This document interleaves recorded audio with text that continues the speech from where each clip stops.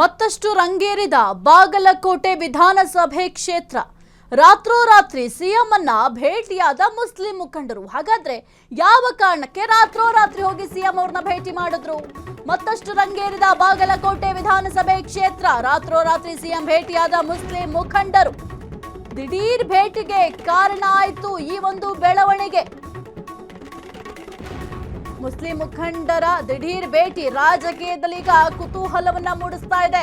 ಕಾರಿನಲ್ಲೇ ಕುಳಿತು ಮುಖಂಡರೊಂದಿಗೆ ಸಿಎಂ ಕೂಡ ಚರ್ಚೆ ಮಾಡಿದ್ದಾರೆ.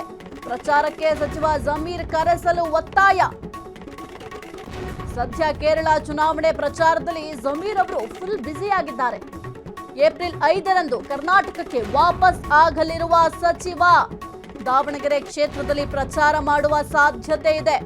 ಇನ್ನು ಈಗ ಸದ್ಯಕ್ಕೆ ಬಾಗಲಕೋಟೆ ವಿಧಾನಸಭಾ ಕ್ಷೇತ್ರ ದಿನದಿಂದ ದಿನಕ್ಕೆ ರಂಗೇರ್ತಾ ಇದೆ. ರಾತ್ರೋರಾತ್ರಿ ಮುಸ್ಲಿಂ ಮುಖಂಡರು ಸಿಎಂ ಭೇಟಿಯಾಗಿದ್ದಾರೆ. ಈ ಒಂದು ದಿಢೀರ್ ಭೇಟಿಗೆ ಈಗ ಏನ್ ಕಾರಣ ಇರಬಹುದು ಅನ್ನೋ ಕುತೂಹಲ ಕೂಡ ಸದ್ಯಕ್ಕಿದೆ. ಇನ್ನು ಮುಸ್ಲಿಂ ಮುಖಂಡರ ದಿಢೀರ್ ಭೇಟಿ ರಾಜಕೀಯ ವಲಯದಲ್ಲೂ ಕೂಡ ಈಗ ಬಹಳ ಚರ್ಚೆ ಆಗ್ತಾ ಇದೆ. ಅದು ಕೂಡ ಕಾರ್ನಲ್ಲೇ ಕುಳಿತುಕೊಂಡು ಸಿಎಂ ಜೊತೆ ಮುಖಂಡರು ಚರ್ಚೆ ಮಾಡಿದ್ದಾರೆ.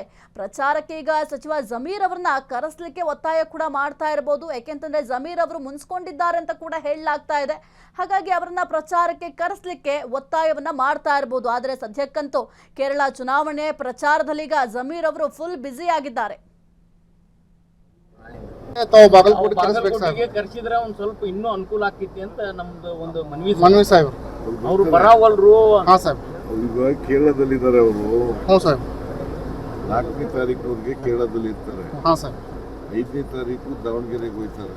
6, 7 ಇಲ್ಲಿ ಇರ್ತಾರೆ. ಬಂದ್ರೆ ಬಾಳ ಚಲೋ ಆಕೈತೆ ಸರ್. ಬಂದೇ ಬರ್ತಾರ್ರಿ. ತಾವು ಹೇಳಿದ್ರೆ ಸಾಕು. ಅದೇ ಆಶ್ವಾಸನೆ ಬೇಕಾಗಿರೋದು. 6, 7 2 ದಿನ ಇಲ್ಲಿರ್ತಾರೆ. ಒಂದು ದಿನ ಮಾತ್ರ ದಾವಣಗೆರೆಯಲ್ಲಿ ಇರ್ತಾರೆ. 4ರವರೆಗೂ ಕೇರಳದಲ್ಲಿ ಇರ್ತಾರೆ.